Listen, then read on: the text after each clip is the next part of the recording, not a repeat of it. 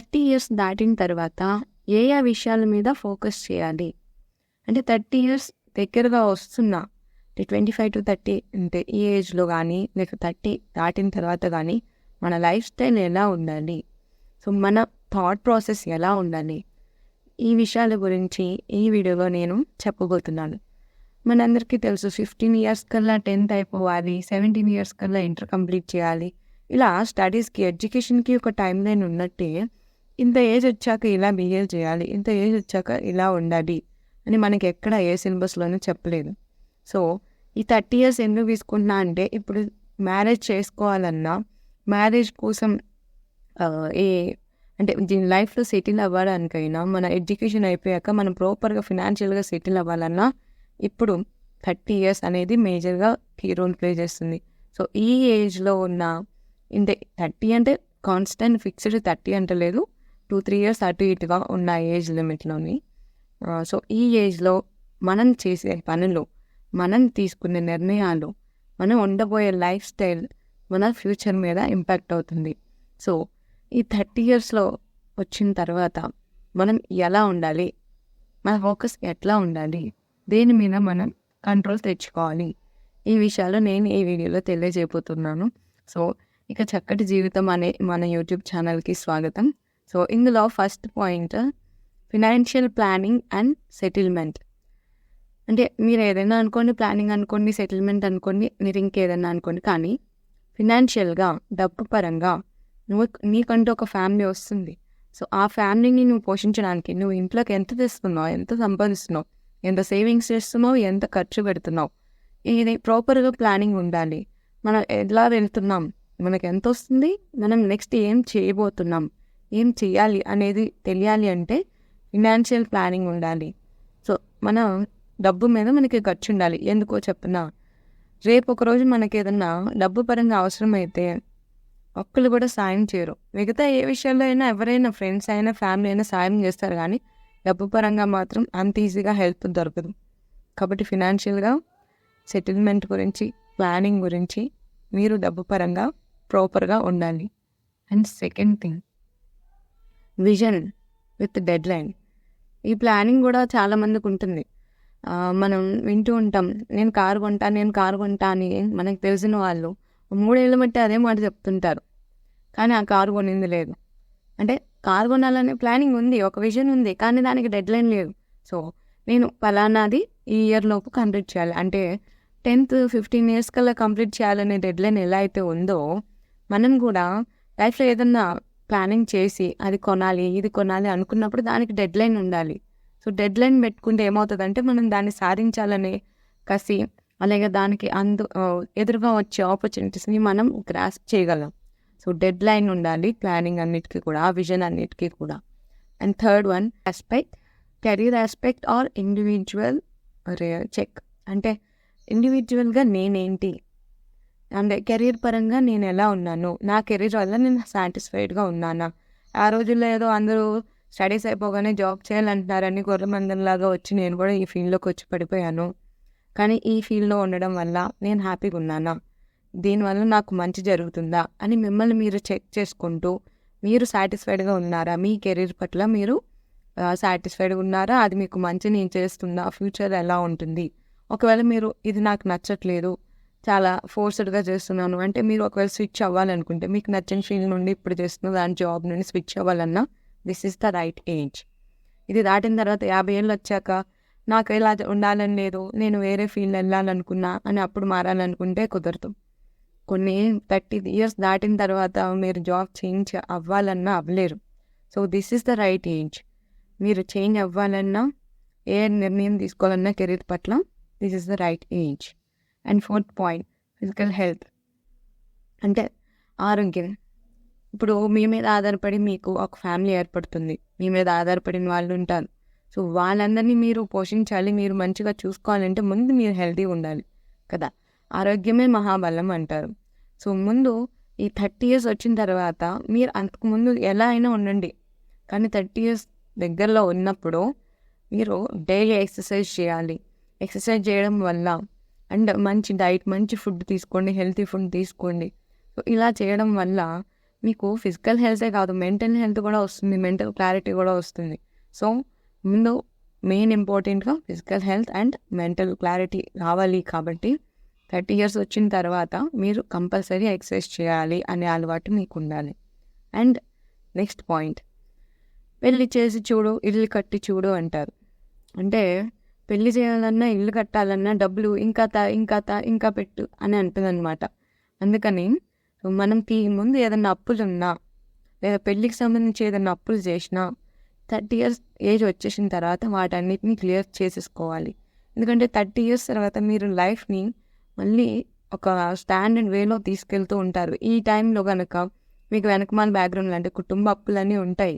అలాంటివి ఏమన్నా ఉన్నా ఈ ఏజ్ రీచ్ అయ్యేసరికల్లా మీరు ఫినిష్ చేసుకోవడానికి ట్రై చేయండి. లేదా ఇప్పుడైనా సరే స్టార్ట్ చేయండి, వాటిని తీర్చడానికి స్టార్ట్ చేసేసేయండి. సో ఇల్లు కట్టాలన్నా పెళ్లి చేయాలన్నా డబ్బులు అనేవి మనకి అప్పు తెచ్చి చేస్తుంటాం, వాటిని ముందు క్లియర్ చేసుకోవాలి. అండ్ నెక్స్ట్, ఇల్లు కట్టడం, ప్రతి మనిషి నేను నాది అని చెప్పుకోవడానికి ఒక ఇల్లు ఉండాలి. అది చిన్నదే కానివ్వండి, పెద్దదే కానివ్వండి, అపార్ట్మెంటే కానివ్వండి, ఫ్లాటే కానివ్వండి, ఏదైనా సరే మీకంటూ ఒకటి ఇల్లు అని చెప్పుకోవడానికి ఉండాలి.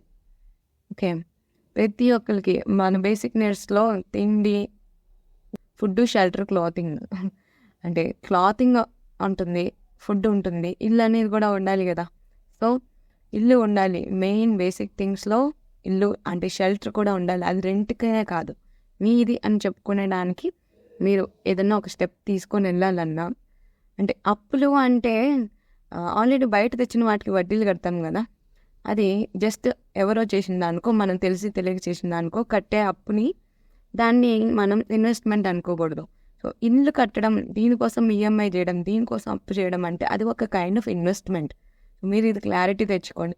ఇల్లు కూడా హోమ్ లోన్ ఈఎంఐలు తీసుకుంటున్నారు, అది కూడా అప్పే కదా అని. కానీ అది ఇన్వెస్ట్మెంట్, అది మీకు భవిష్యత్తులో దాని వాల్యూ పెంచుతుంది, మీకంటూ రెంట్ అనేది మిగులుతుంది. అలాగే అప్పు చేస్తాం అంటే మీరు బయట వాడిని బాగు చేస్తున్నారు, అంటే వడ్డీకి తెస్తున్నారు, దానివల్ల మీకు ఉపయోగం ఉండదు.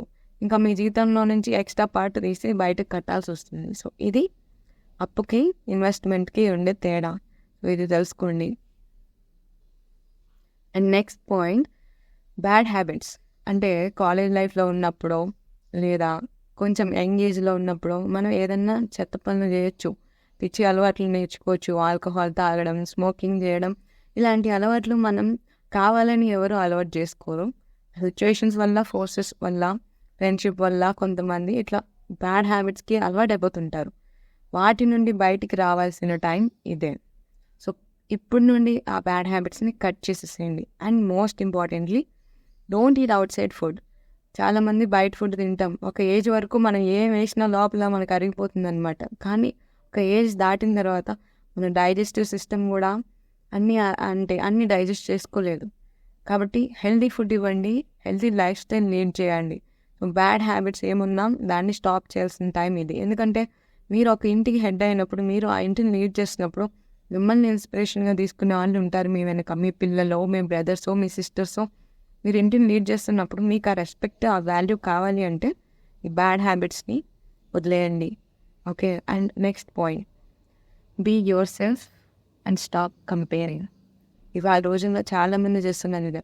నేను అంబానీలాగా ఉంటే బాగుండేది, చూడు వాడు నా కళ్ళ ముందే ఇల్లు కట్టేశాడు, కారు కట్టేశాడు, నీ అబతికేంటో ఇట్లా తగలడింది అని అనుకుంటున్నప్పుడు, ఇదే మాట నువ్వు అనుకున్నప్పుడు నీ భార్య వచ్చింది లేదా నీ హస్బెండ్ వచ్చి ఇట్లా నువ్వు అనుకుంటున్నప్పుడు విన్నారనుకో, అంటే నేను చేసుకున్నానుగా అందుకే నా బతికి ఇట్లా తగలడింది, ఇవన్నీ వస్తాయి. సో ముందు మీరు మీలా ఉండండి. మనం మనలా బతకలేకపోతే మనం అసలు ఇంకా ఏమీ చేయలేము, ముందుకు వెళ్ళలేము. సో ముందు మీరేంటి, మీ స్ట్రెంగ్త్ ఏంటి, మీ క్యాపబిలిటీ ఏంటి, మీ స్టాండర్డ్ ఏంటి, అది తెలుసుకోండి. ఇప్పటి వరకు ఒక ఎత్తు, 30 years తర్వాత ఒక ఎత్తు. మీరేంటో తెలుసుకోండి. అలాగే ఎదుటి వాళ్ళతో కంపేర్ చేసుకోవద్దు.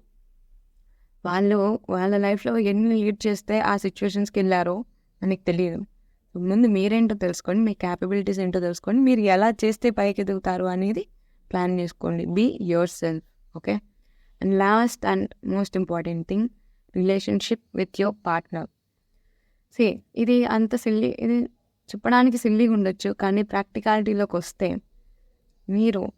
మీతో పాటు లైఫ్ లాంగ్ మీతో ఉండేది మీ పార్ట్నర్ మాత్రమే. మీ పేరెంట్స్ అలాగే మీ పార్ట్నర్ పేరెంట్స్ కొంతకాలం వరకే మీతో ట్రావెల్ చేస్తారు. తర్వాత మీతో ఉండే స్ట్రగుల్స్లో, మీతో లైఫ్ లాంగ్ ఉండే హార్డ్షిప్స్లో మీకు తోడుగా ఉండేది మీ పార్ట్నర్ మాత్రమే.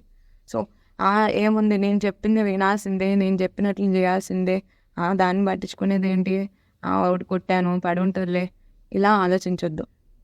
రేపటి రోజున మీకు మీ హెల్త్ ఖరాబ్ అయినా, మీకేదైనా అయినా అన్ఇన్సిడెంటల్ అంటే ఎవరు కావాలని అనుకోరు, యాక్సిడెంట్ అవ్వచ్చు, మనమే ఉండకుండా పోవచ్చు. అప్పుడు మన ఫ్యామిలీని వెనక మళ్ళీ లీడ్ చేయాల్సింది మన పార్ట్నర్. సో పార్ట్నర్తోని రిలేషన్షిప్ ఇప్పటిదాకా ఎలా ఉన్నాం, 30 years తర్వాత పార్ట్నర్తోని రిలేషన్షిప్స్ని, బాండ్స్ని మంచిగా ఉంచుకోండి. దానివల్ల మీకు ఇంకా లైఫ్లో ఎదిగే ఛాన్సెస్ వస్తాయి. ఎందుకంటే ఇంట తెలిసి చూడు అంటే ఇంట గెలిచిన వాడు బయట కూడా గెలుస్తాడు. సో ముందు ఇంట్లో గెలవాలంటే మీ లైఫ్ పార్ట్నర్తోని హ్యాపీగా ఉండండి, వాళ్ళని అర్థం చేసుకోండి, వాళ్ళతో మింగిల్ అవ్వడానికి ట్రై చేయండి. ఇద్దరు ఒక ఒపీనియన్ మీద ఉండేటట్లు ఏదైనా డెసిషన్ని తీసుకోవాలన్నా ఇద్దరు ఒకరినొకరిని సంప్రదించుకొని రిలేషన్షిప్స్ని, బాండ్స్ని మంచిగా ఫ్రేమ్ చేసుకుంటే ఆ జర్నీ లాంగ్ రన్లో కూడా మీకు హ్యాపీగా ఉంటుంది. So this is all about the video. 30 years దాటిన ప్రతి ఒక్కరు ఈ జాగ్రత్తలను తీసుకొని లైఫ్లో ముందుకెళ్ళండి. ఎందుకంటే ఇవాళ రోజులు మారిపోయినాయి. 25 years దాటిన లోపే హార్ట్ అటాక్స్ వచ్చి చనిపోతున్నారు. సో మన హెల్త్ మెయిన్ ఇంపార్టెంట్, మన relationships main important, financial planning main important. ఈ 30 years ఏజ్ ఏదైతే ఉందో ఈ ఏజ్ గ్రూప్లో ఉన్నప్పుడే మన హెల్త్ మీద, మన ఫినాన్షియల్స్ మీద, మన మీద ఫోకస్ ఉండాలి. సో ఇన్ ఆల్ అరౌండ్ నేను ఈ పాయింట్స్ మీదనే డిస్కస్ చేశాను. సో వీటిని అన్నిటిని ఇంప్లిమెంట్ చేసుకోవడానికి ట్రై చేయండి. Thanks for watching.